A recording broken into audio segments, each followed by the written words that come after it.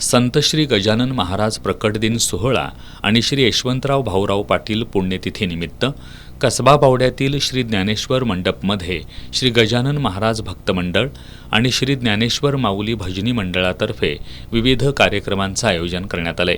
आज मंडळाच्या प्रमुख पदाधिकाऱ्यांच्या उपस्थितीत आरती करून या कार्यक्रमाची सुरुवात करण्यात आली।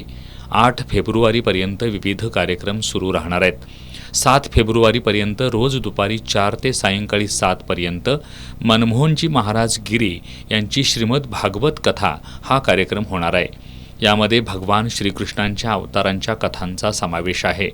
6 तारखेला श्री यशवंतराव भाऊराव पाटील पुण्यतिथी कार्यक्रम पार पडणार आहे। तर 8 फेब्रुवारी रोजी सकाळी 5 ते 6 या वेळेत श्रीमूर्तीस अभिषेक, सकाळी 6 ते दुपारी 12 श्री गजानन विजय ग्रंथ पारायण, तर दुपारी 12:15 वाजता आरती आणि महाप्रसादाचं आयोजन करण्यात आलंय।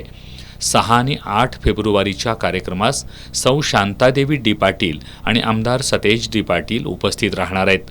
8 दिवस सुरू असणाऱ्या या कार्यक्रमांचा भाविकांनी लाभ घ्यावा असं आवाहन मंडळाचे अध्यक्ष तानाजी चव्हाण यांनी केलं। यावेळी प्रशांत पाटील, दिलीप नाटेकर, इंद्रजित चव्हाण, शिवाजीराव रणदिवे, बाजीराव कारंडे यांच्यासह इतर पदाधिकारी, सदस्य, भाविक उपस्थित होते।